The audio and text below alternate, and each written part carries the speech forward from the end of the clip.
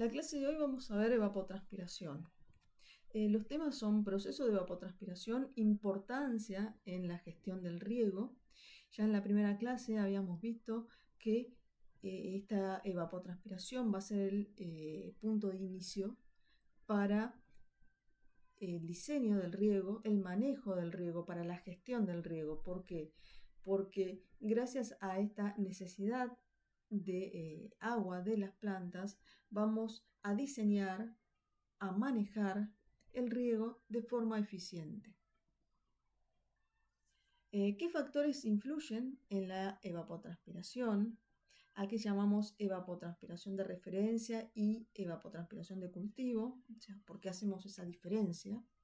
¿Cuáles son los métodos para el cálculo o la estimación de la evapotranspiración, tanto de referencia como de cultivo? ¿Y cómo se construye la curva de Kc o coeficiente de cultivo? Vamos a empezar viendo por qué las plantas necesitan del agua del suelo. Las plantas necesitan del agua porque a través de ella incorporan nutrientes. Solamente un 5% del agua absorbida es retenida en la planta. A través del proceso de fotosíntesis, la planta produce glucosa, que es su fuente de energía. Acá en este esquema lo que podemos ver es este proceso de fotosíntesis, este proceso de evapotranspiración, en donde se produce la entrada de agua desde el suelo hacia las raíces. La misma se mueve a través del conducto llamado xilema hacia las hojas, en donde se produce una evaporación del agua hacia la atmósfera a través de unas estructuras de las hojas que se denominan estomas. Estos estomas, o la apertura de estos estomas puede ser controlada, puede ser regulada, permitiendo de esta forma a la planta adaptarse a situaciones de estrés hídrico. Acá entonces en este gráfico lo que podemos ver es un pelo absorbente de la raíz que está en contacto con el agua. El agua del suelo va a ingresar a la raíz por una diferencia de potencial, por una diferencia de energía. El agua se va a mover desde un potencial agua menos negativo hacia un potencial agua más negativo.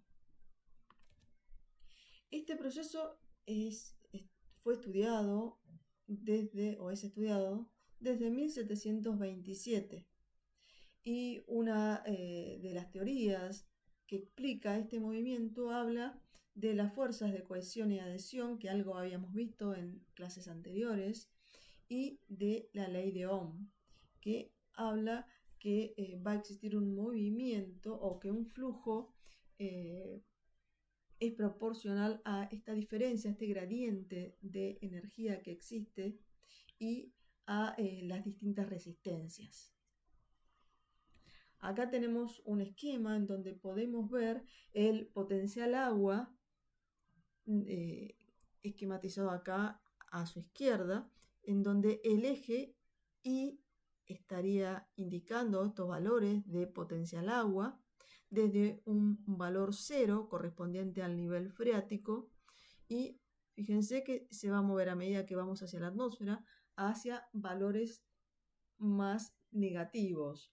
A la derecha tienen esquematizadas las dos fuerzas que estarían explicando este movimiento, este ascenso, que son la fuerza de adhesión que se da entre el agua y una partícula sólida, y la fuerza de cohesión que se da entre las propias partículas de agua. En el otro esquema tenemos graficados distintos potenciales agua, fíjense, correspondiente al suelo, estamos hablando de valores de menos 0,5 bares, en la raíz de menos 1 bar, en la hoja de menos 7 bares, en la atmósfera de menos 500 bares. O sea, otra vez, el movimiento es desde un potencial que es menos negativo hacia un potencial más negativo. Y acá en este esquema lo que se ve es qué pasa con ese potencial agua durante el día y qué pasa durante la noche. A la izquierda podemos ver que durante el día van a existir diferencias entre los potenciales agua que tenemos en el suelo y en la hoja. Fíjense cómo en el suelo de día tenemos, en este ejemplo, menos 0,5 megapascales, en la raíz menos 0,7 megapascales, en el tallo menos 0,8 megapascales y en la hoja menos 1 megapascales. Mientras que de noche, fíjense cómo todos los potenciales están igualados. Y eso es lo que vamos a ver en este gráfico. Esa línea punteada corresponde al potencial agua del punto de marchitez permanente, que es el límite máximo al que las plantas podrían extraer o podrían tomar el agua, o a la que el agua podría ingresar a las plantas. Pues recuerden que dijimos, se trata de un flujo que se llama pasivo, sin gasto de energía. Bueno, y acá tenemos graficado el potencial agua. ¿Por qué está disminuyendo? Porque tenemos un determinado nivel de humedad y si no hay riego ni llueve, entonces la cantidad de agua va a ir disminuyendo. Y fíjense que si no existe una incorporación de agua a través del riego o las lluvias, el potencial agua va a caer en el suelo por debajo de este umbral de punto de marchitez permanente, que correspondería ya a la muerte de las plantas. Ya no podrían, o el agua no podría ingresar a las plantas. En líneas celeste punteadas tenemos el potencial agua de la raíz. Fíjense cómo fluctúa, cómo estamos teniendo potenciales agua que van disminuyendo. Esto estaría hablando de que existe un flujo desde el suelo hacia la raíz, mientras que hay momentos en los que el potencial agua del suelo y la raíz se igualan. Estos momentos corresponden a la noche. Y tenemos finalmente el potencial agua de la hoja. Fíjense que es mucho más negativo que la de la raíz y la del suelo. Yo acá no grafiqué el tallo, pero bueno, estaría en el medio entre la raíz y la hoja. Y fíjense otra vez cómo hay momentos en los que estos potenciales se van a igualar y que corresponde a la noche. Y acá ya por debajo del punto de marchitez permanente, fíjense cómo la hoja no es capaz de, no tiene, o tiene potenciales agua que ya están por debajo del punto de marchitez. Esto corresponde a la planta que ya está muriendo. Entonces, el estado energético del agua en el suelo está formado por distintos componentes. Estos componentes del potencial agua son gravitacional, que corresponde a la acción de la fuerza de la gravedad, el potencial mátrico, que está dado por la matriz del suelo, esa atracción que vimos en la clase pasada que se produce entre la parte sólida del suelo y el agua, esta fuerza de adhesión, que es la que permite que el agua sea retenida, sea almacenada en el suelo en contra de la acción de la fuerza de gravedad, el potencial presión y el potencial osmótico correspondiente a las sales. Bueno, acá en este esquema lo que podemos ver es esquematizado el proceso de evapotranspiración, en donde tenemos la evaporación del suelo, por un lado, y la transpiración de las plantas. A este proceso, a la suma de estos dos procesos, es a lo que vamos a llamar evapotranspiración.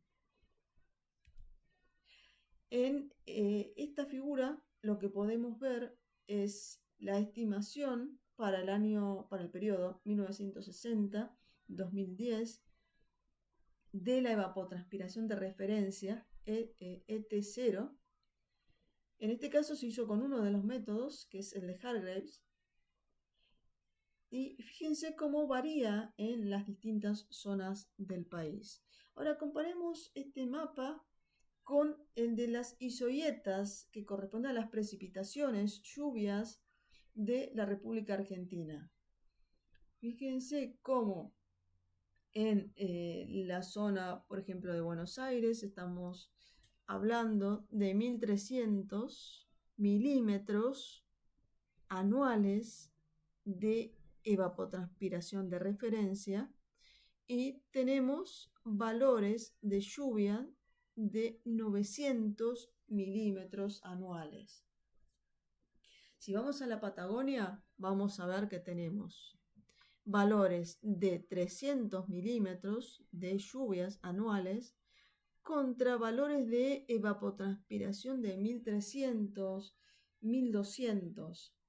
Y acá surge una pregunta o un interrogante que es, ¿cómo es posible entonces que si tenemos evapotranspiraciones de referencia del orden de 2300 milímetros y las lluvias son solamente de 300 milímetros, cómo es posible que en esas zonas, si no hay riego, subsistan algunas plantas? Que de hecho es así, en zonas en donde no hay riego hay vegetación natural. Bueno, esto lo dejamos entonces, o abrimos este interrogante para responderlo un poco más adelante. ¿Cuáles son las unidades de la evapotranspiración? La evapotranspiración se mide, al igual que la lluvia, en milímetros. Y cuando hablamos de 1 milímetro, nos estamos refiriendo a 1 litro por metro cuadrado o a 10 metros cúbicos por hectárea. Ahora, ya dijimos que entonces las plantas necesitan el agua para el proceso de fotosíntesis, cuya finalidad es la formación de glucosa, fuente de energía para las plantas, que esta evapotranspiración incluye los procesos de evaporación del suelo por un lado, de transpiración de las plantas por otro. Ahora, ¿de qué depende esta evapotranspiración o de qué depende esta necesidad de agua de las plantas? Va a depender, por un lado, del lugar. Acá tenemos como ejemplo la Plaza San Martín en Mendoza, la Plaza San Martín en Buenos Aires.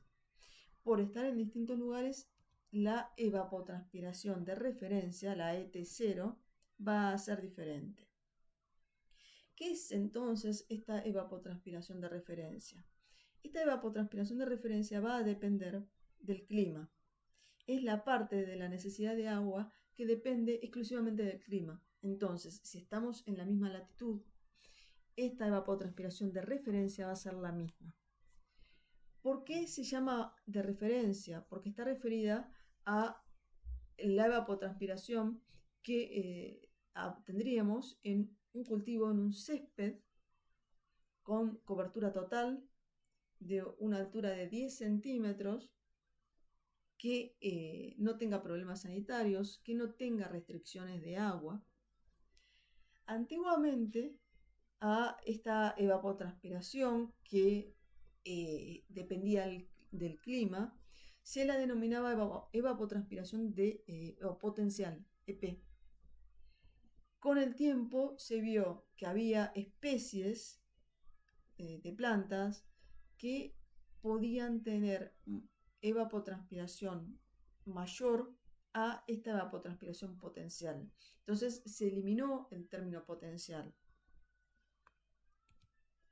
¿Y de qué otro factor o de qué más dependen estas necesidades de agua? Van a depender de la propia planta. No es lo mismo, como en este caso, la necesidad de agua que tiene una lechuga que la necesidad de agua que tiene un césped, que la que tiene el maíz o un tomate. Bueno, esta parte de la agua que depende de la planta la vamos a denominar casera. Es decir, que entonces nuestra evapotranspiración de cultivo, a la que vamos a llamar ETC, va a estar dada por dos componentes. Uno que depende del clima del lugar, que se denomina evapotranspiración de referencia, y otro componente que depende exclusivamente de la planta. ¿De qué factores de la planta va a depender? De la especie, va a depender del estado fenológico. No es lo mismo la necesidad, no es la misma la necesidad de agua que tiene una planta en estado vegetativo que en estado reproductivo. Y también va a depender del manejo. ¿Por qué?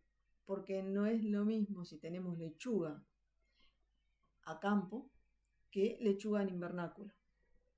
O sea, hay tres factores entonces que son los que van a componer esta evapotranspiración de cultivo, que va a ser nuestro objetivo para empezar a hablar de riego o empezar a diseñar el riego.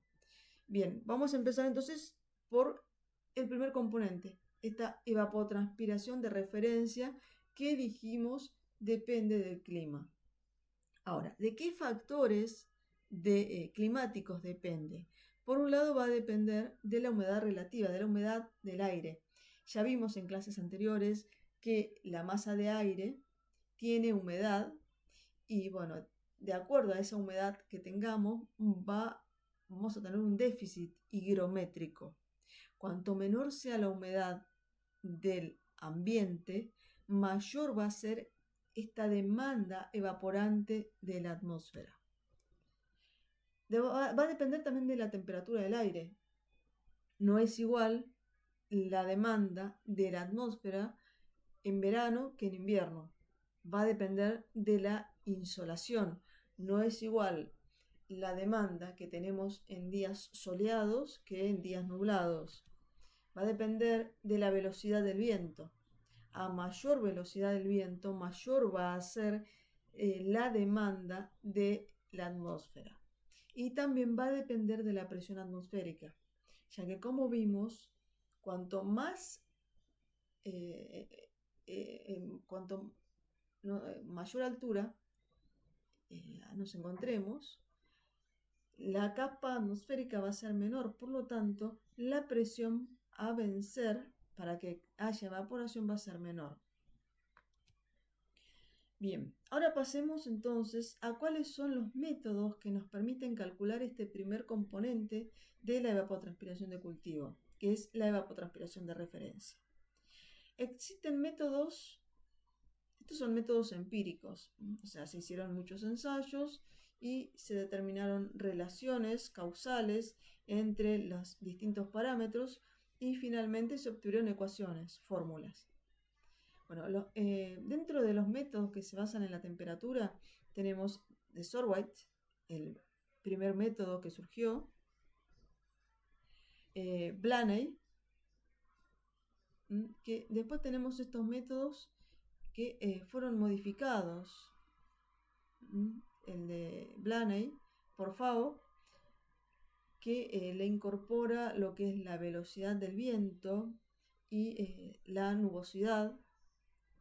Y después tenemos otros métodos, de los más utilizados, que están basados en radiación solar, como es el de Hargreaves.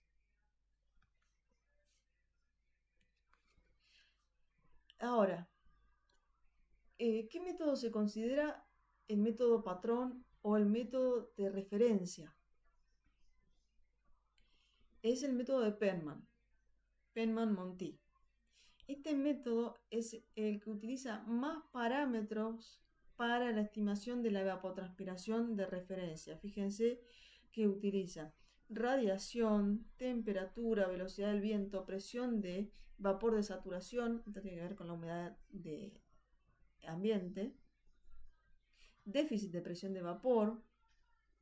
El problema que tiene este método, si bien es el más preciso, es la cantidad de datos que se necesitan. Muchas veces no tenemos todos esos datos, entonces vamos a tener que utilizar una u otra fórmula dependiendo de los datos. Ahora, tengan en cuenta que si están trabajando en zonas donde el viento es muy importante, por ejemplo, Comodoro Rivadavia, tendrían que utilizar métodos que incorporen el viento a esta estimación de la evapotranspiración de referencia. Si no, estarían cometiendo grandes errores.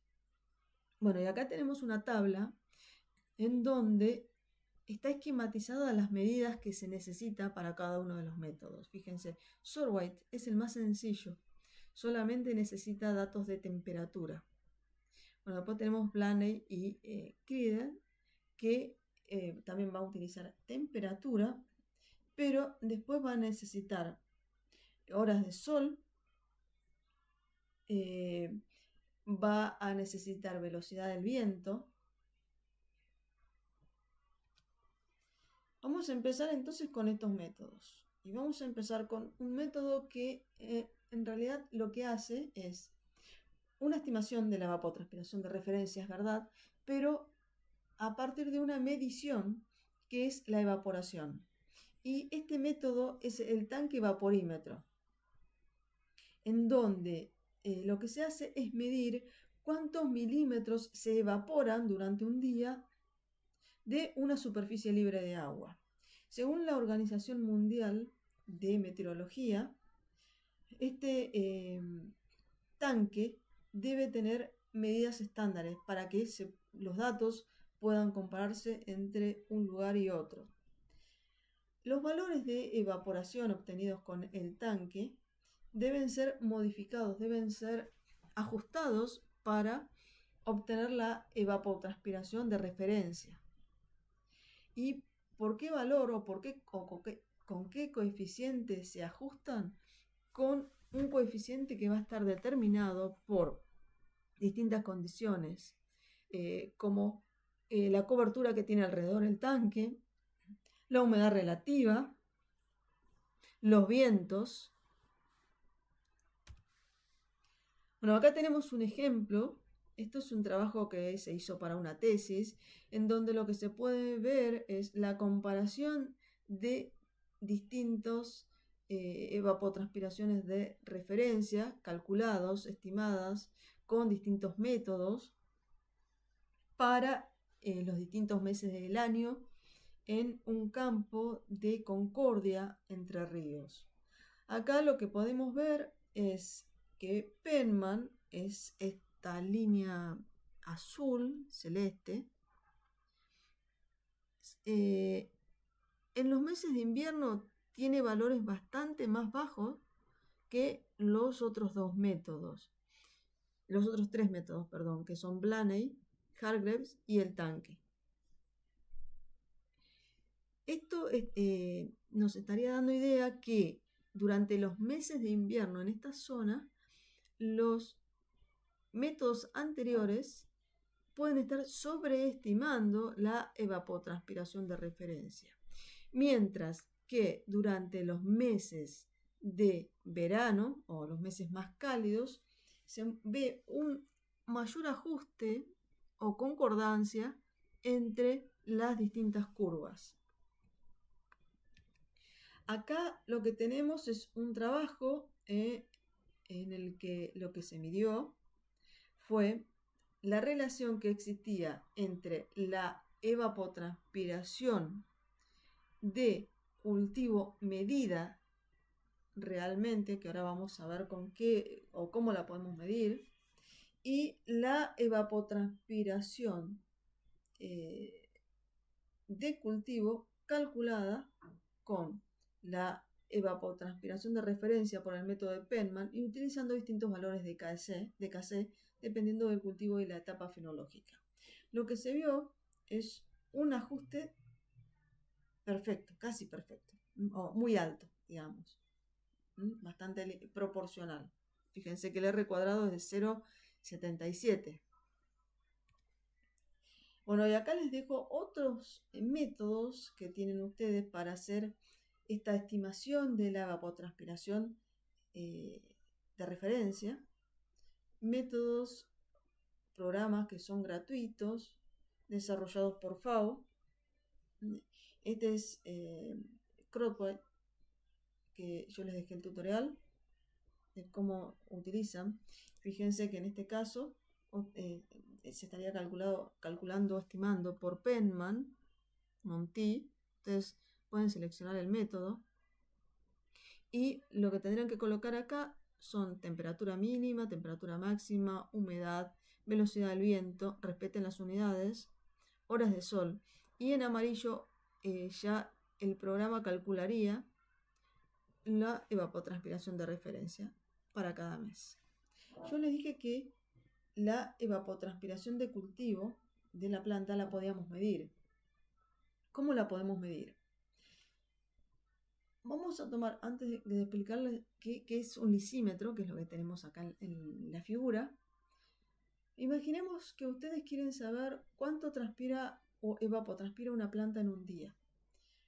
Esto lo podríamos hacer de una manera práctica, tomando una maceta con una determinada planta, a la que vamos a pesar antes de regar. Luego vamos a regar tratando de llevar el suelo a capacidad de campo. Y vamos a dejar que pasen 24 horas. Oh, perdón, vamos a pesar cuando está a capacidad de campo y vamos a dejar que pasen 24 horas. A las 24 horas la volvemos a pesar. Entonces, yo tengo el valor o el peso que tenía a capacidad de campo o el día anterior. Por diferencia de peso, yo voy a saber cuántos fueron los milímetros, cuánto fue el agua que se evapotranspiró. Bueno, eso es lo que se llama un lisímetro de pesada. En este esquema lo que podemos ver es un lisímetro, pero acá ya es de volumen. Fíjense que estamos midiendo o sabiendo, conociendo lo que el agua que ingresa por precipitación, por lluvia o por riego. Vamos a tener una diferencia o vamos a conocer el volumen que drena. Hay una infiltración y hay un drenaje. Y a través de estas diferencias de lo que yo agregué menos lo que no quedó retenido, vamos a poder estimar o medir la evapotranspiración. Acá tenemos otros lisímetros, en este caso son de pesada. Abajo, abajo hay una balanza que funciona como la maceta esa que les expliqué. Acá tenemos un lisímetro que es similar a la figura del lisímetro de volumen, en donde yo agregaba una determinada cantidad de agua y por diferencia entre lo que drenaba, yo puedo saber cuánto es lo que evapotranspira. Acá tenemos lisímetros. Este es un proyecto que corresponde a un UASIT, es un campo de arándanos en donde tenemos lisímetros en arándanos. Acá en esta maceta, son arándanos en maceta. En esta maceta lo que tenemos es un recipiente, una tapa, que va a recolectar el agua en exceso, el agua que no es almacenada, y luego por pesada podemos saber cuánto es el agua que se evapotranspira en un día. Entonces, la evapotranspiración de cultivo, que es el punto que nos interesa, dijimos que va a estar formada por un componente que depende del clima, la evapotranspiración de referencia, y por otro componente que depende del cultivo, al que vamos a llamar Kc. Ya vimos cómo se calcula o cómo se estima la evapotranspiración de referencia. Vayamos ahora a cómo se calcula o cómo se estima este valor de Kc, que, como les dije, va a depender de la especie, de la planta, va a depender también de la etapa fenológica en la que se encuentre. FAO determina 4 etapas para graficar esta curva de Kc. Una etapa inicial que va desde el 10%, desde la siembra al 10% de cobertura del suelo, en donde vamos a tener valores bajos de casé de 0,3 a 0,5, y es una etapa en donde lo que predomina es la evaporación del suelo más que la transpiración de la planta. Una segunda etapa, que va a ser una etapa de desarrollo, de crecimiento, que va desde el 10% de la cobertura hasta el 100% de la cobertura, en donde vamos a tener un caseo que aumenta progresivamente. Una tercera etapa, una etapa media, en donde tenemos un cultivo con pleno desarrollo vegetativo, incluso acá podemos tener la etapa reproductiva, casé máximos con valores de 1,2 o 1, y una cuarta etapa, la etapa final, en donde ya tenemos la madurez del cultivo. Tenemos valores de casé que son bajos, de 0,25 a 0,7. ¿Y cómo se construye la curva? Para la curva vamos a utilizar dos tablas que se encuentran en este cuadernillo de FAO que yo les mencioné anteriormente, que lo tienen en la plataforma. El cuadro número 11 les va a decir cuál es la duración de estas distintas etapas que les mencioné para los distintos cultivos. Por ejemplo, tomemos lechuga. Lechuga dice que la duración de la etapa inicial es de 20 a 35 días. ¿Por qué es diferente? Porque depende de la fecha de siembra, depende del lugar, depende de la especie. La etapa de desarrollo entre 30 y 50 días, la etapa media entre 15 y 45 días y la etapa final 10 días. Luego tenemos otro cuadro, el cuadro número 12, que nos da distintos valores de casé. Valores de casé inicial, casé medio y casé final. Por ejemplo, otra vez, vayamos a lechuga. Para lechuga nos está diciendo que el casé inicial, para la etapa inicial, es de 0,7. Todo esto que está acá blanco significa que todos tienen el mismo casé inicial, 0,7. El casé medio es de 1 y el casé final es de 0,95. Entonces, yo para construir esta tabla voy al cuadro número 11, me fijo cuántos días dura la etapa inicial para el cultivo de maíz. En este caso me va a decir que 20. Entonces, gráfico de 0 a 20. Y lo otro que me falta es saber cuál es el valor del casé en esos días, durante esos días. Y me dice que es de 0,38 aproximadamente. Entonces, gráfico la línea, el primer segmento. Luego, voy a tener la segunda etapa, que vimos que es la etapa de desarrollo. Me dice que dura 30 días, entonces va de acá hasta 50. Y me dice que el casé de la etapa media, acuérdense, esto amarillo sería la etapa de desarrollo. El FAO no me da directamente el casé de esta etapa. Me va a dar 2 puntos. El casé inicial y el casé de la etapa media. Entonces, lo que voy a hacer es unir esos 2 puntos y esto me va a dar una línea, una determinada pendiente. Luego, me fijo en el cuadro 11 cuál es la duración de la etapa media para el maíz. Me dice que es de 40 días, entonces voy de 50, es la verde, a 90.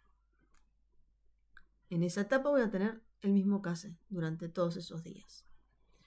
Y luego voy a tener la etapa final.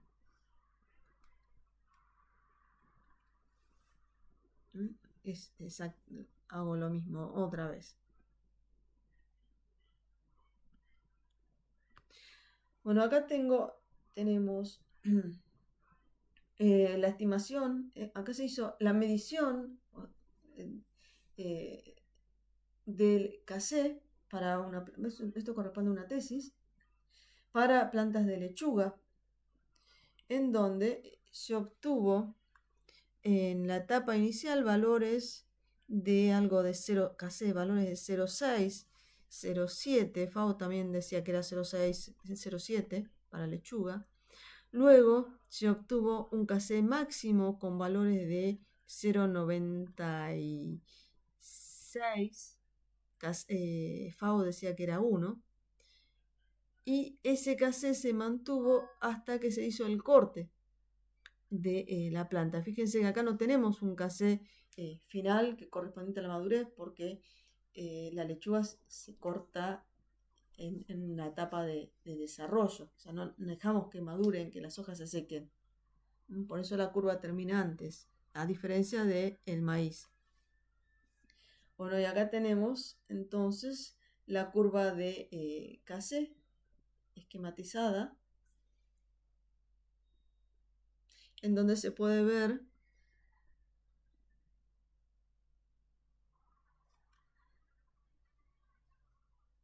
el área foliar, cómo va creciendo a medida que crece esta curva de casé. Y acá tenemos valores de distintos de casé para distintos cultivos. Varios estudios fueron desarrollados acá en la región, en Argentina o en Chile. Fíjense que tenemos para vid valores que van de 0,9 máximo en diciembre a 0 cuando no tenemos hoja. Bueno, ahí tienen para cebolla, para ajo, para melón, para tomate. Fíjense que tomate también alcanza valores de 1,18 en noviembre, esto correspondiente a la etapa de floración. Y acá tenemos un esquema entonces en donde explicamos esto que vimos anteriormente. La evapotranspiración de referencia va a estar dada por el clima, por condiciones de radiación, temperatura, viento, humedad. O sea, depende del lugar. La evapotranspiración de cultivo va a estar dada por la evapotranspiración de referencia, que calculamos anteriormente, y condiciones de la planta, estado fenológico, especie. Y ahora vamos a agregar un tercer factor que corresponde a cuestiones de manejo. Por ejemplo, puedo tener distinta densidad de plantas, puedo tener condiciones de manejo de invernáculo que difieren de la de campo.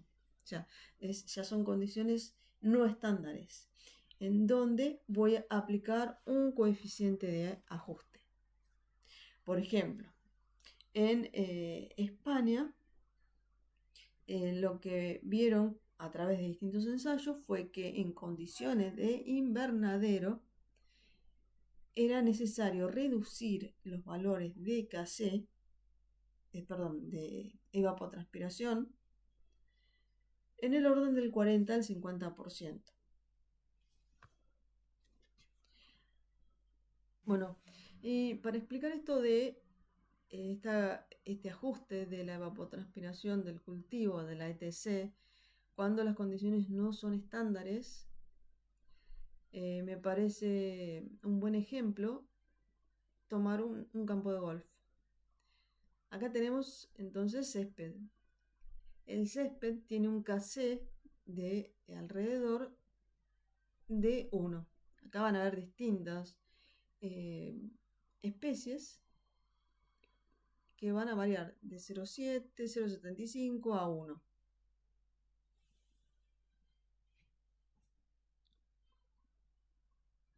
¿Qué pasa en las zonas del golf?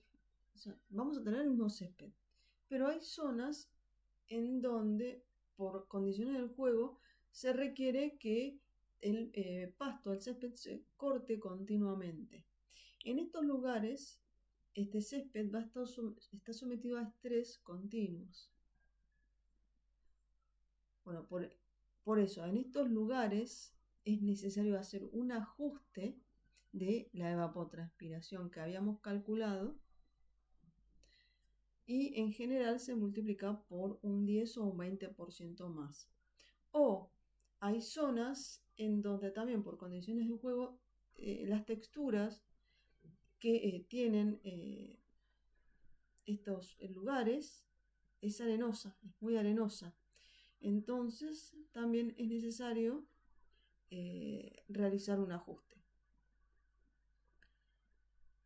Así como también hay otras zonas en donde la demanda no es tan alta, y entonces se puede realizar un ajuste del 0,7 o 0,85.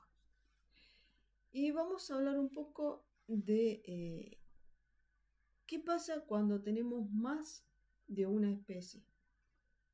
Este es un caso típico de los parques, jardines, las huertas, en donde se utilizan varias especies. Entonces la pregunta que surge acá es, ¿qué casé utilizo si tengo varias especies? En el caso de los parques y jardines, se habla de lo que se llaman hidrozonas. Hidrozona significa agrupar las especies por requerimientos hídricos similares.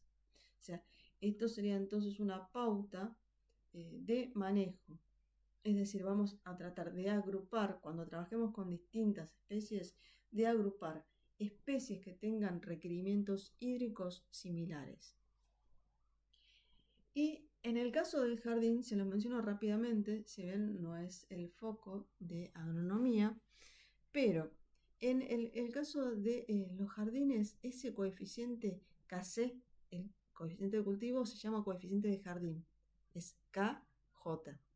Y este coeficiente de jardín va a estar formado por un coeficiente de especie, que es igual al coeficiente de cultivo que vimos anteriormente, y va a estar formado por dos factores de ajuste, coeficiente de densidad y coeficiente de microclima. Yo se los traigo acá, se los muestro para que vean esto del ajuste, cómo es que se realiza. Bueno, acá tienen para distintas especies de árboles, distintos valores, pero vayamos a lo que nos interesa para el ejemplo. Por ejemplo, acá nos dice que tenemos coeficientes de especies, ese Kc o Ke, que pueden ser bajos, muy bajos o altos o moderados. A la derecha vamos a tener distintos tipos de plantas con distintos Ke. Después tenemos otro valor de coeficientes que tienen que ver con la densidad. Si tenemos baja densidad, media densidad o alta densidad, se va a ajustar por un valor. Y finalmente tenemos un coeficiente de microclima, que acá es por ahí, desde la parte de agricultura, lo que más nos interesa, que se refiere a que si, por ejemplo, tenemos una huerta, si esa huerta está en zonas sombreadas, podríamos hacer un ajuste del valor de Kc, o si, como les dije, tenemos lechuga, que estamos en invernáculo, no es igual a la lechuga que va a estar en condiciones de campo, entonces se va a hacer un ajuste, o si la densidad de maíz es mayor a la densidad normalmente utilizada. Entonces, lo que quiero que entiendan es que hay veces que además de la evapotranspiración de referencia y del coeficiente de cultivo, van a tener que utilizar un tercer componente que es un ajuste dependiendo de condiciones específicas. Bien, y llegamos a la parte en que otra forma que tenemos de conocer qué está sucediendo con el agua en el interior de las plantas es utilizando sensores. Y acá volvemos a lo que hablamos en la primera clase de todo el tema de la digitalización del riego, que tiene por objetivo hacer más eficiente el riego. Ya vimos que el riego o la agricultura en realidad es el principal consumidor de agua del planeta. Por eso es importante que la gestión del riego apunte a un aumento de la eficiencia del uso. Bueno, y acá tenemos dos tipos de sensores, uno que se llama una cámara de presión, que mide la energía con la que el agua está retenida en la planta. Otro instrumento denominado porómetro de hoja, que lo que mide es el flujo de vapor del agua a través de los estomas. Los microtensiómetros, que lo que miden directamente es ese potencial agua que yo les había dicho que teníamos dentro del tallo. Bueno, miden ese potencial agua en el xilema. Bueno, acá en esta salida de la medición de un microtensiómetro, lo que podemos ver en el eje de las I, en el eje Y, es el potencial agua expresado en megapascales del tallo. En el eje X vamos a tener distintas fechas. Fíjense cómo va variando el potencial agua del tallo a medida que avanza el tiempo. Lo que está marcado con X son mediciones que corresponden a la cámara de presión que habíamos visto. Vuelvo, así la ven, esta cámara de presión. Fíjense que las mediciones son bastante semejantes, salvo el día 29 de junio, que es el que está mostrado en detalle en la figura B, y en donde lo que está ocurriendo es baja el potencial agua en el tallo. Esto es debido, fíjense que de día son las 12 p.m., es decir que no está durante la noche. Por lo tanto, esa disminución de potencial agua que se está produciendo en el tallo es debido a que la fuente de agua disminuye. Entonces, en este caso, para poder recuperar el potencial agua en el tallo, lo que se hace es la irrigación o el riego, se aplica riego. Hasta qué umbral se deja descender, esto va a depender de cada especie. En este caso se trata de frutales, en donde se toma un valor de menos 2,5 megapascales como umbral, el umbral crítico, a partir del cual se vuelve a regar. Fíjense que se riega y inmediatamente aumenta el potencial agua del tallo hasta las 12 p.m. del otro día, en donde vuelve a caer. Incluso fíjense, acá cae más de ese umbral y se vuelve a regar. Bueno, y así sucesivamente. Para esto entonces sirven los microtensiómetros. Es para decidir con mayor exactitud el momento del riego. Acá tenemos lo mismo, pero en esta figura por ahí se ve mejor con los colores. Tenemos una salida entonces de un microtensiómetro, en donde tenemos otra vez el potencial agua en el tallo en el eje Y y el tiempo en el eje X. Fíjense que el color verde corresponde a que no hay déficit de agua, el color amarillo un ligero déficit, el naranja un déficit medio y el rosado un déficit severo. Entonces, como les dije, en el caso de, esto es para los manzanos, el potencial agua, el umbral crítico en el tallo sería de menos 2,5 megapascales. O sea, se llega a ese punto y hay que aplicar riego para que no siga cayendo. Bueno, y acá tienen distintos ejemplos, es exactamente lo mismo, pero bueno, esta figura muestra por ahí dónde se colocan los microtensiómetros y acá muestra algunas figuras en donde compara la cámara de presión con el microtensiómetro. La cámara de presión es más antigua que el microtensiómetro, pero bueno, acá demuestra que si bien el microtensiómetro es más preciso, la cámara de presión tiene buenas tiene buena respuesta. Fíjense, acá están relacionados en la tercera figura los resultados de la cámara de presión y de los microtensiómetros.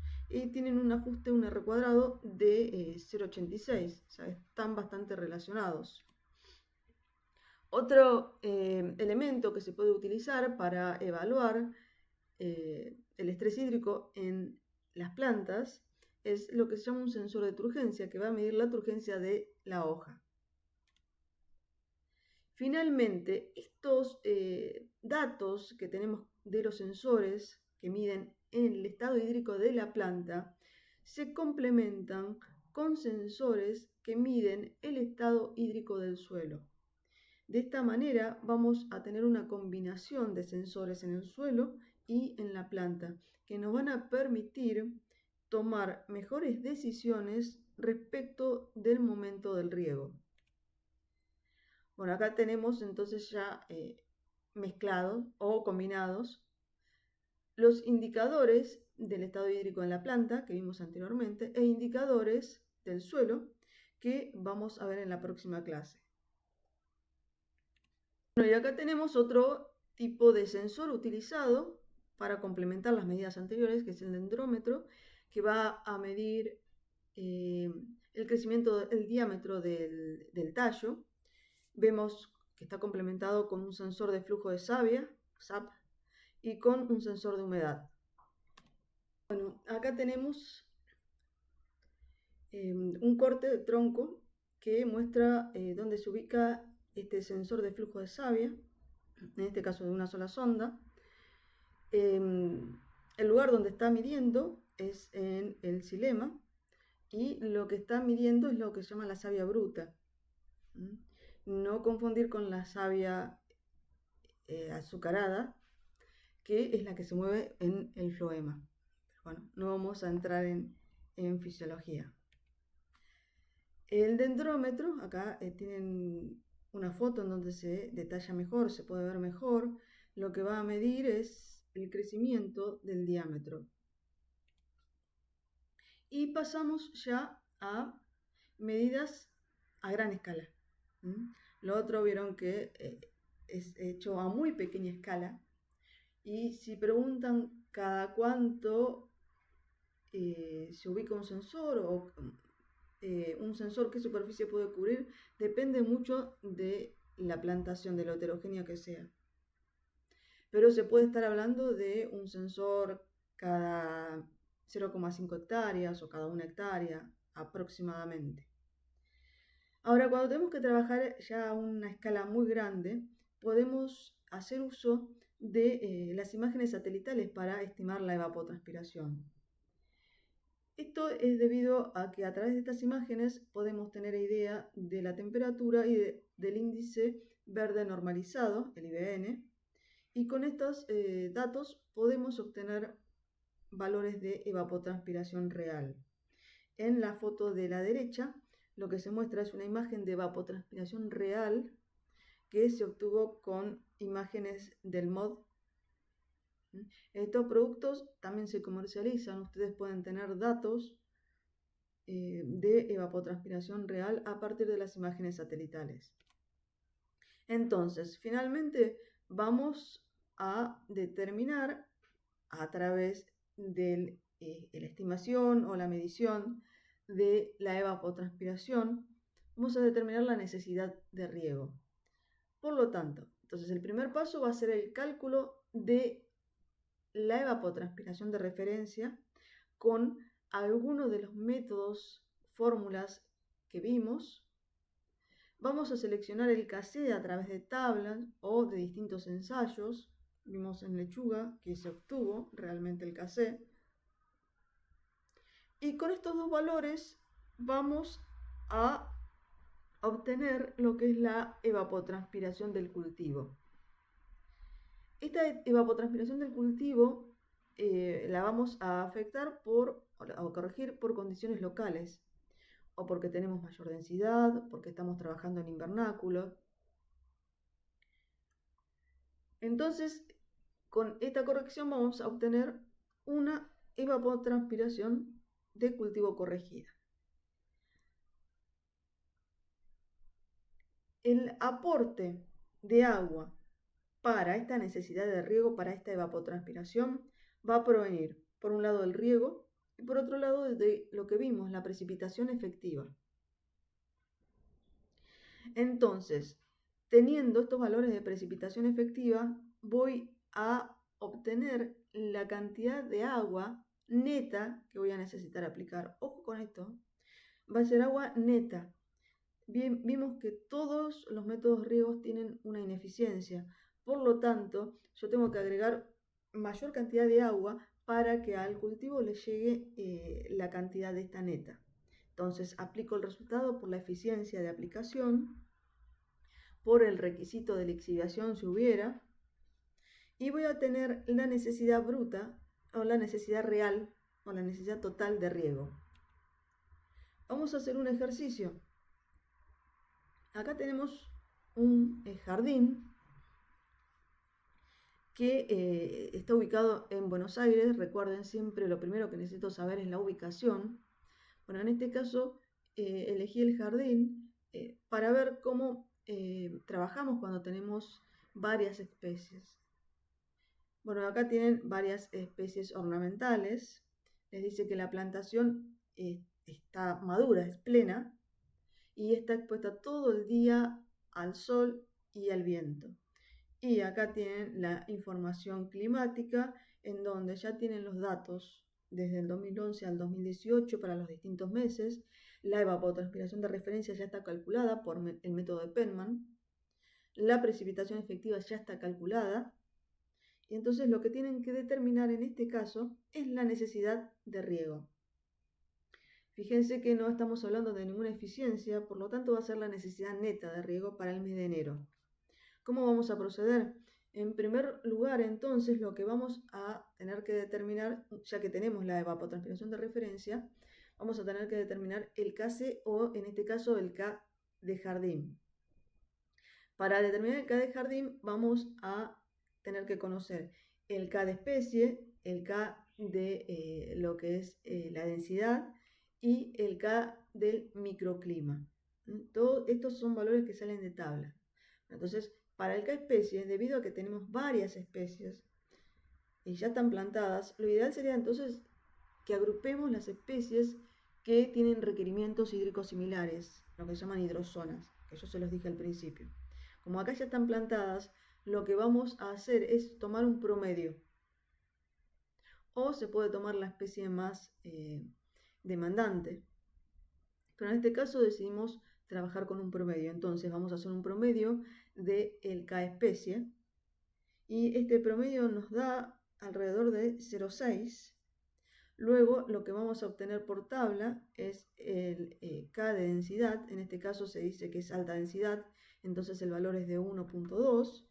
El K de microclima está expuesto al sol y al viento todo el día, por lo tanto el K de microclima es 1,3.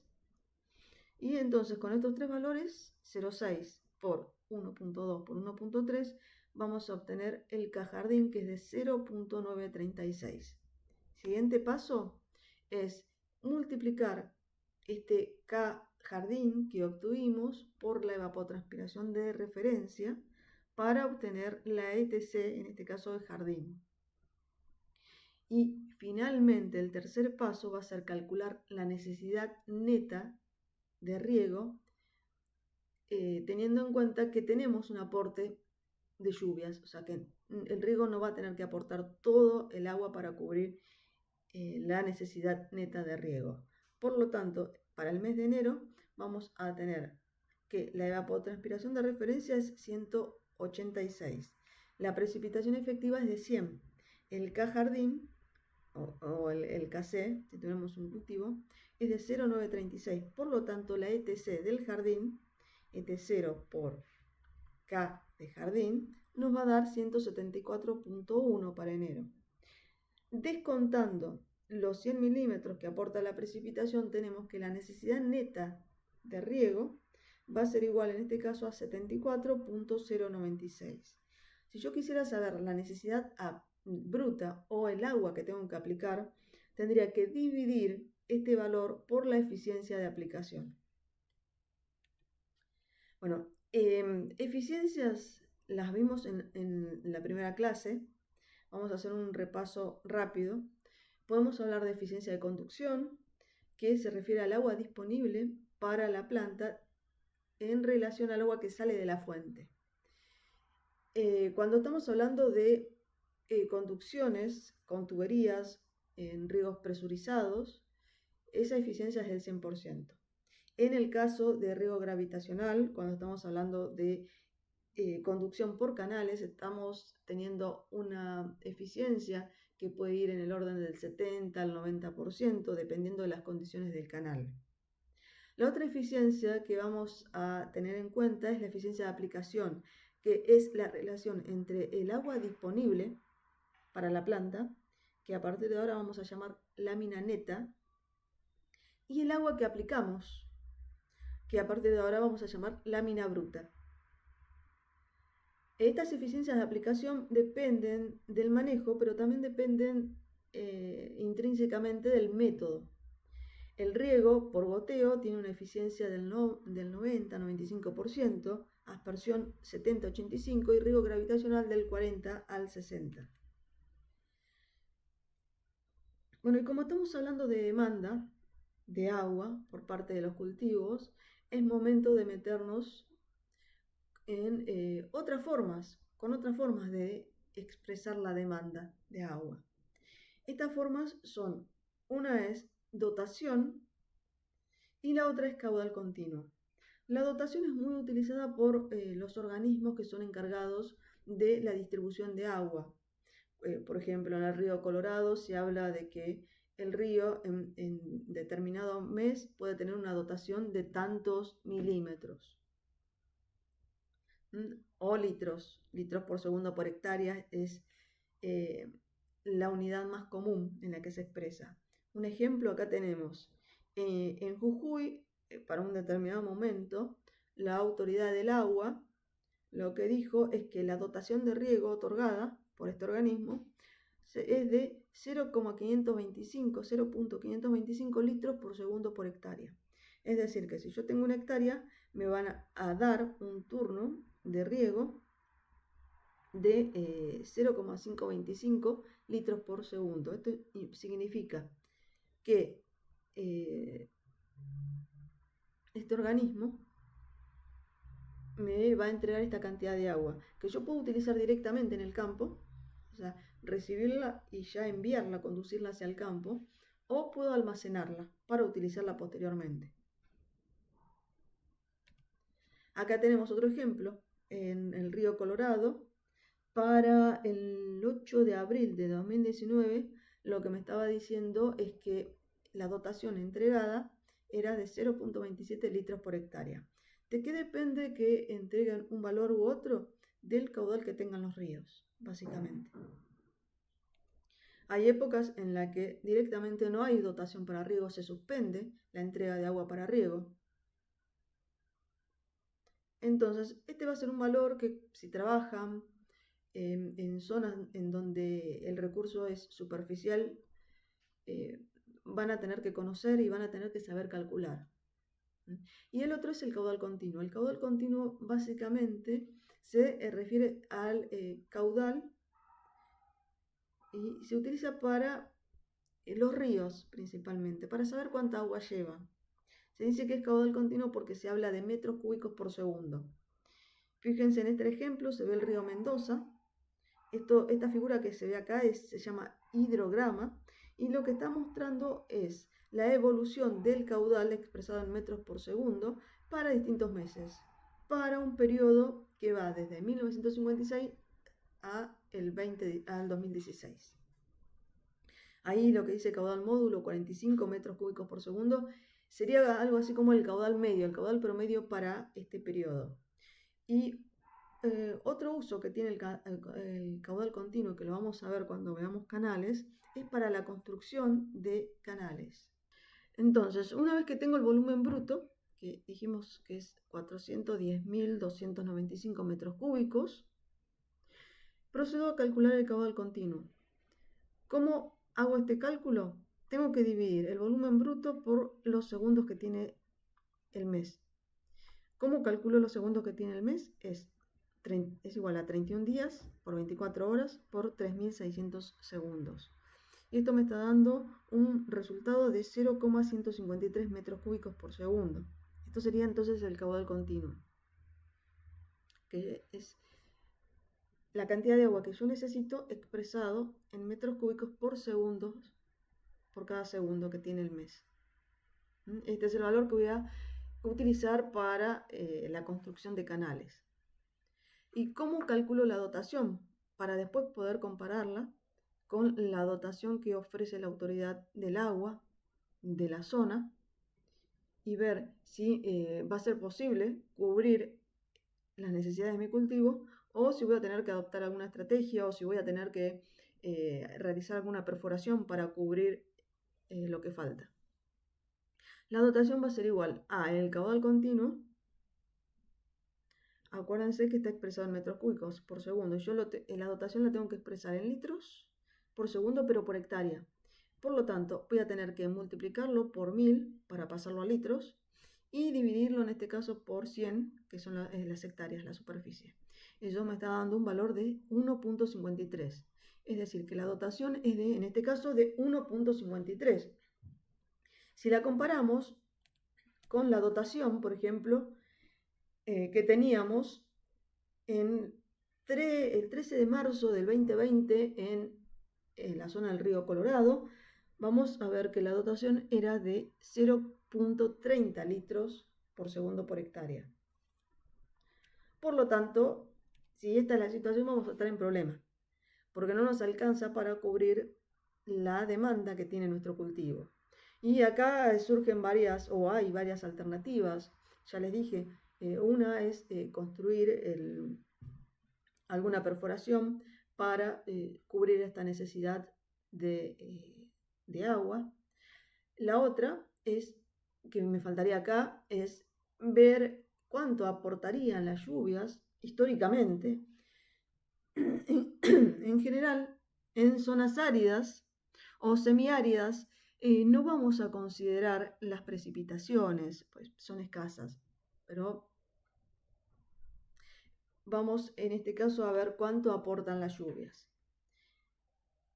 Por ejemplo, si tuviéramos una precipitación efectiva de 104 milímetros, ¿cómo la obtuve? La obtuve del dato de precipitación para un periodo histórico para el mes de diciembre, 130 milímetros, lo afecto por el porcentaje de efectividad o con alguno de los métodos que vimos en la clase anterior. En este caso lo multiplico por 0,8 y me da 104 milímetros. Por lo tanto, yo necesito o tengo un volumen bruto de 410.295 metros cúbicos. El aporte de la lluvia es de 104 milímetros. Recuerden, un milímetro equivale a 10 metros cúbicos por hectárea. Por lo tanto, estos milímetros los multiplico por 10 y lo multiplico por la cantidad de hectáreas, que son 100. Y eso me está dando un valor de 306.295. Lo que hice fue 410.295 menos 104.000. Bueno, acá tendría que hacer el cálculo otra vez de dotación a ver cuál es el valor que me da. Y entonces pasamos acá a otro ejemplo. Acá les dejo una planilla. Si ustedes tuvieran que solicitar algún permiso para utilizar agua subterránea en la autoridad del riego, del agua, perdón, el ADA, en la provincia de Buenos Aires, como ingenieros agrónomos tendrían que presentar esta planilla. Tendrían que presentar la planilla de necesidades de riego complementario. ¿Y cómo se construye esta planilla? Fíjense que tenemos en la primera columna algo que es WBCMP. Bueno, esto es humedad volumétrica para lo que es el punto de marchitez. El valor de arriba, que le falta la referencia, es la humedad volumétrica para el capacidad de campo. Más abajo tenemos el umbral de riego que voy a utilizar. Esto depende de la etapa fenológica del cultivo, de la especie. Más abajo tenemos lo que es D, es la profundidad de raíces. Luego el cálculo de la lámina neta de reposición, eficiencia de aplicación, lámina bruta, evapotranspiración de referencia, KC, ETC, intervalo entre riego. Bueno, se las pongo acá de ejemplo. Pues el cálculo de lámina neta de reposición, lámina bruta, umbral crítico, es lo que vamos a ver en la próxima clase de relación agua-suelo-planta. Y acá tienen el ejemplo de la necesidad de riego para maíz expresado como metros cúbicos, acá expresado como dotación.